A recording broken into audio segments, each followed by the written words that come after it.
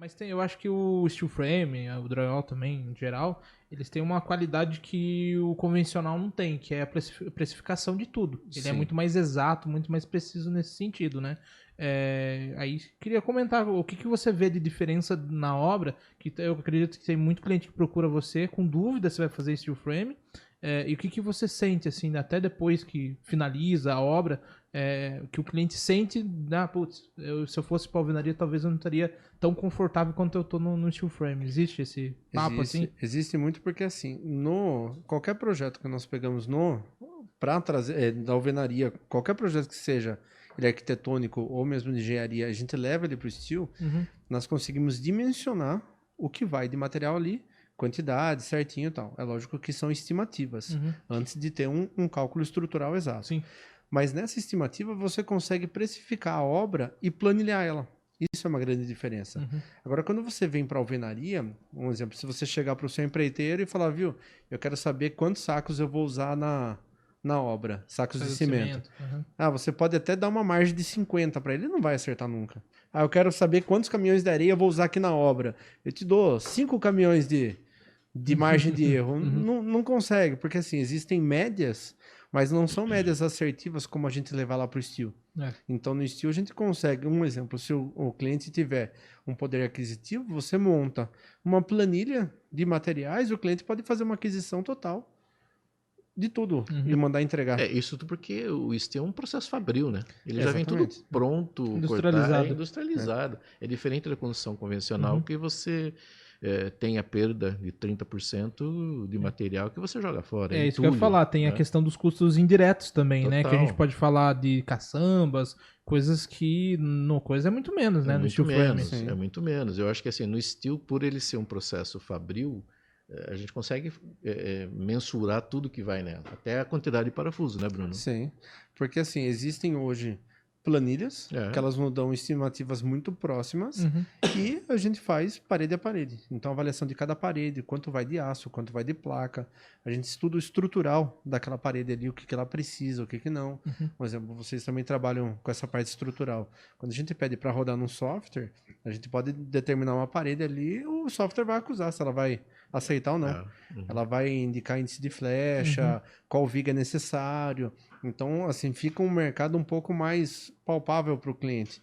Eu acho que além disso, além da parte de obra mesmo, a gente tem alguns ganhos que eu vejo que isso ganha com os profissionais. Então, por exemplo, eu vejo que o steel frame ele valoriza muito mais o arquiteto, o engenheiro, os projetos em si, tanto hidráulica quanto elétrica, porque é um processo industrializado. Então você não tem como simplesmente fechar o olho e chegar aí fazendo, né? Eu incluiria nessas profissionais que você colocou a pessoa que monta. Porque sim. tem que ser uma pessoa especializada. O montador, também, né? O montador. Não adianta você colocar qualquer um que ele não vai saber montar, porque tem que ter as normas, você tem as diretrizes. Sim. Concordo. Tudo isso, né, Bruno? O que eu quero dizer na parte de que valoriza todo o mercado de construção, porque é uma fórmula exata, né? Não é uma dúvida. Por exemplo, vamos subir uma parede em alvenaria. O cara vai, sobe ali, tudo bem. E o cara não sabe se vai ficar de pé ou não. Ele faz por instinto, porque ele viu o Joãozinho fazendo e ele vai subir a parede. Só que se vai ficar de pé, ele não sabe, ninguém sabe. O que aconteceu muito tempo a construção civil? O pessoal, o mestre de obra, tem mestre de obras bons e mestre de obras ruins. Mas eu falo pra todo mundo, não dá pra deixar uma obra inteira só na cabeça do mestre de obra. Que vai chegar uma hora que vai ter algum problema ou outro, né? Agora, no steel frame tem essa questão. A gente precisa ter os projetos para seguir, né? Porque para desmanchar e fazer de novo é um pouco complexo, né? E tem toda essa questão. Se você tendo os projetos elétrico, hidráulico, é todo um caminho só que você faz. Não é nem na construção civil convencional que você sai quebrando. Não, vamos mudar daqui para cá. Então eu vejo que o steel frame ele valoriza isso, porque tudo é um ganho de tempo e uma valorização no final das contas. Sim, até porque hoje a gente consegue compatibilizar os projetos antes de executar. Então a gente lança um projeto estrutural, anexa nele o hidráulico, anexa o elétrico, põe para rodar e qualquer variação que tiver ali, ele já é identificado antes. É lógico que sempre vai ter algum ajuste que é em loco. Mas, por exemplo, você consegue visualizar ali até numa maquete 3D o que vai acontecer naquelas paredes. Olha, nessa parede eu preciso desse sistema hidráulico, preciso dessa elétrica para esse ambiente. Então, tu consegue dimensionar Isso daí, até para que tenha revisão com o próprio arquiteto ou engenheiro Sim. antes de sair do papel. Então, exemplo, nós estamos com uma obra de um cliente, a arquiteta dele, ela está fazendo todas essas compatibilizações. Uhum. Então, exemplo assim, ela faz direto com o nosso pessoal do estrutural. Ela chega lá, olha, eu quero que mude isso, esse ponto de hidráulica eu quero levar ele para lá, eu quero mudar. Então, exemplo, acaba sendo uma obra um pouco mais assertiva. Então, o cliente consegue imaginar a obra dele como que ela vai ficar antes dela começar. Na alvenaria, igual você falou, você sobe a parede, depois você rasga ela, passa elétrica, passa hidráulica. E, assim, é algo que você vai, de certa forma, determinando durante a obra. Sim. E um grande problema da alvenaria é que, assim, você vê um pessoal antigo, os empreiteiros, um mestre de obra, que é de uma geração diferente da de hoje. Você não conhece hoje um empreiteiro de 25 anos. Que você chegue lá, o cara tá realmente na lida ali da obra. Porque são profissões que ainda determinam um serviço pesado. E o pessoal não quer. O pessoal quer, de certa forma, alguns serviços um pouco mais leves. E acaba ficando, assim, esse tipo de mão de obra bem qualificada, como nós tínhamos antigamente, ela tá escassa. Você vê, é uma geração que ela não tá tendo uma substituição. Ela não tem uma prolongação dela. Ela tá ficando pelo caminho. Então, um exemplo, antigamente você conhecia 20 empreiteiros bons. Hoje, desses 20, você tem 6. 5, 6, é verdade. Entende? Agora, daqui 3, 4 anos, você vai ter quantos?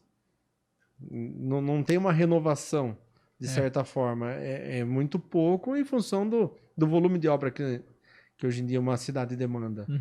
Mas se você for ver, até a própria alvenaria, ela foi buscando modos de se industrializar. Hoje você vê que a grande maioria dos empreiteiros prefere construir em bloco estrutural. Sim. Por quê? Porque tem uma certa organização, né, de módulos e tudo mais para você seguir. A obra é um pouco mais limpa e tem menos quebradeira, né? Mas mesmo assim existe tudo isso daí, né? Existe quebradeira, desperdício e ainda tem um reboco convencional que ainda tem essa questão de custos que a gente falou de mensurar quanto de saco de cimento vai, quanto de areia, quanto aditivo. Enfim, cada um coloca um pouquinho para mais, um pouquinho para menos, né? Mas eu vejo que o mercado ele começou a tentar se profissionalizar nesse sentido, apesar de estar muito distante disso.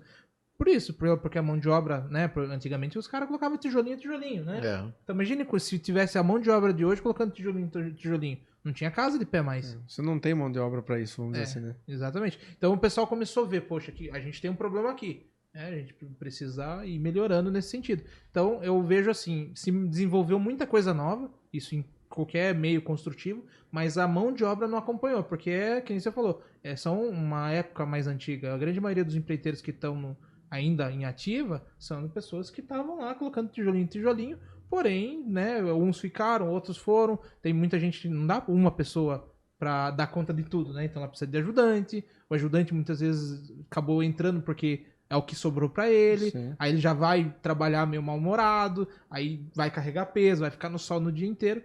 Muitas pessoas não querem isso pra vida, né?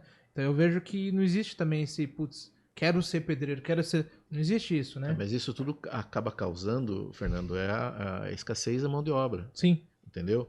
Então, por isso que eu acho que hoje a grande... Não tendência, mas a grande foco da construção civil hoje... É a realidade, né? É a realidade de fazer uma construção que seja mais produtiva. Né? E acho que aí entra o wood frame, o steel frame.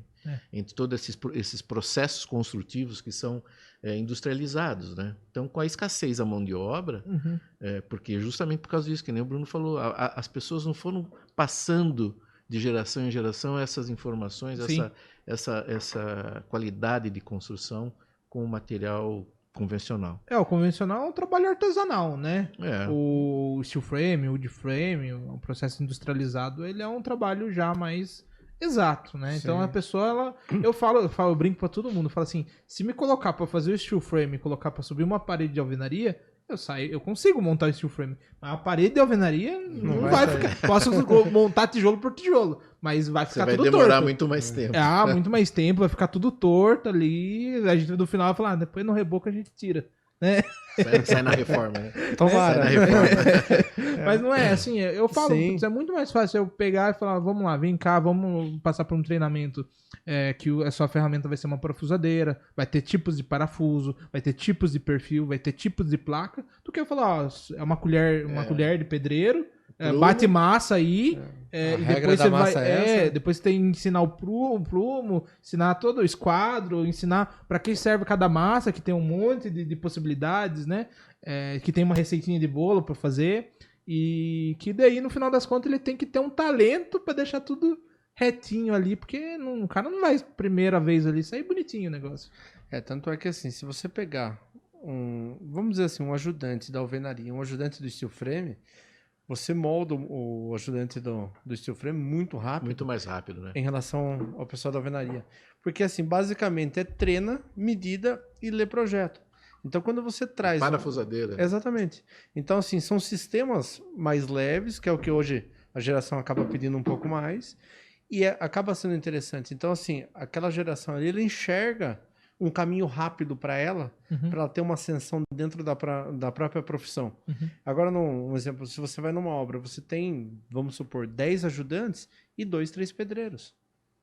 Porque são pessoas que têm uma prática muito maior, e aquele ajudante, ele passa para meio oficial, do meio oficial ele vai para um pedreiro, para depois eles são um pedreiro, Eles entendeu? têm uma hierarquia dentro da Exatamente. própria obra. Mas eu acho que também tem outros quesitos que valoriza bastante esse tipo, qualquer tipo de industrializado, steel frame em si, né, que a gente está falando, que a pessoa sai de lá vendo a produção que ela fez. Sim. Então ela produziu, ela vê um valor, ela produziu algo. Agora na alvenaria, você vai lá, sobe meia parede.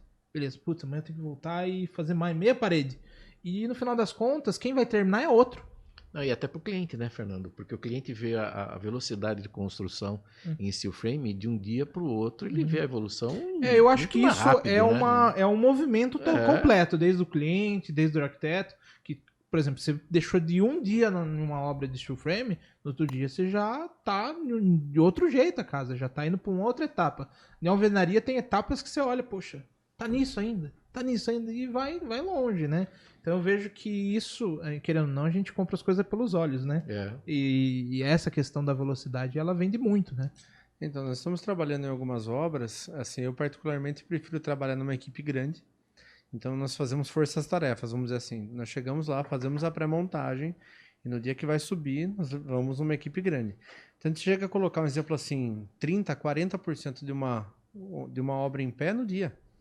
Então, por isso que o cliente vê a velocidade de construção. É muito mais rápido, ele vê a produtividade. Exatamente. Né? Eu vou te fazer uma pergunta, depois você complementa aí com o seu pensamento. Qual o tempo médio de uma construção de uma casa de 250 metros, vamos dizer?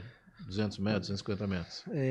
Vamos fazer um comparativo entre a construção convencional e a construção em steel. Nós temos 2 parâmetros para essa pergunta, de certa forma. Se a casa é térrea ou sobrado.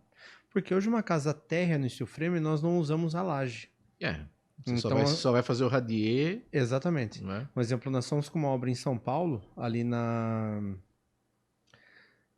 esqueci o nome. Fica antes de São Paulo ali, onde tem a pista de kart lá, Granja Viana. Então, exemplo, nós pré-montamos ela em 7 dias e nós colocamos ela em pé em 2 dias. O primeiro dia foi uma equipe com 4 pessoas, colocou o que era básico, tal, tudo certinho. No segundo dia nós fomos em 8, até porque nós tínhamos paredes prontas com 8 metros de largura por 6 de altura. Então o peso dela era muito grande. Mas nós colocamos a casa, 70% dela em pé num sábado. O cliente chegou lá de manhã, assim, igual vocês falaram, muda a questão visual. Então hoje uma casa térrea, aí nós estamos falando em média para 250 metros, 4 a 6 meses. O que a gente acaba, de certa forma, ainda tendo um pouco de variação é no que foge da parte do steel frame. Então, exemplo, que a gente precisa... A parte do radier ainda é tranquilo, mas a gente precisa depois na parte do acabamento, é uma parte que é um pouco mais pesada. Pesada na questão, assim, da escolha do cliente, o como ele vai ser colocado, e você tem uma série de itens que uma vai bloqueando a outra para você executar. Às vezes o cliente precisa tomar uma decisão sobre um ponto de hidráulica naquele banheiro para você poder fazer. Então, um exemplo, quando não tem essas dúvidas, e você pega uma obra que ela tem a tomada de ação dela já do início ao fim, a obra flui muito rápido. Agora, o que a gente acaba, de certa forma, perdendo muito tempo são nas indefinições. Então, exemplo assim, aí você fez Mas o banheiro... eu acho que não é só em definição, desculpa cortar você, eu acho que é a questão do vício também. Porque eles acham que nem a alvenaria, tem alguns vícios que me incomodam muito. Tudo pra depois, no sentido, depois a gente quebra e faz. Nicho de banheiro, por exemplo, eles acham que dá pra postergar algumas coisas. Questão de pagamentos também. Na alvenaria, pra muitas pessoas, de certa maneira, dá pra ajustar no steel frame, mas eu acho que é muito cômodo a pessoa ficar um ano e meio construindo e pagando tudo picadinho, né? Então eu acho que tem alguns vícios que quando a pessoa vai pro steel frame, se ela não estiver bem preparada, informada que vai ser daquela maneira, o para depois complica no steel frame, a tomada de decisão para depois. O fluxo de caixa é muito mais rápido, sim, né? Então, sim. se é uma casa que nem o Bruno falou, uma casa de 250, 4 a 6 meses, uma de alvenaria ele vai levar 14 meses. Mas é isso que eu ia falar. Às vezes a gente fala que o fluxo de caixa ele é muito maior, mais rápido, né? Sai mais rápido. E a pessoa fica com aquela visão, nossa, eu vou gastar dinheiro. Mas não, é porque a casa dela vai ficar mais pronta antes, né? Vai ficar pronta antes. Aí depende da estratégia do cliente. Às vezes, para ele, ela erguer rápido, financeiramente é viável. É melhor, né? Ele vai sair, às vezes, de um custo de um aluguel, de alguma coisa, certeza. De algum imóvel que ele já vendeu, mas ela depende do fluxo. Sim. Então, um dos pontos que acaba, às vezes, atrapalhando o steel frame é realmente o fluxo. Porque o cliente vai ter que desembolsar os 14 meses em 4, 6 meses. É engraçado porque até 2021, é pouco tempo atrás aí, até ano passado, a grande maioria dos contratos que eu fechava de construção steel frame era por esse motivo. De a pessoa, vou sair de um aluguel, preciso sair logo, ou comercial, né? Sim. Que faz muito sentido. E hoje em dia, não. Os contratos que eu fechei todo esse ano mesmo, foi tudo baseado, nossa, eu gostaria de ir para esse modelo construtivo. Então eu vejo que começou a mudar um pouco o pensamento do tipo, é só para gerar economia. Não, é porque tem vários outros benefícios além da economia. Sim.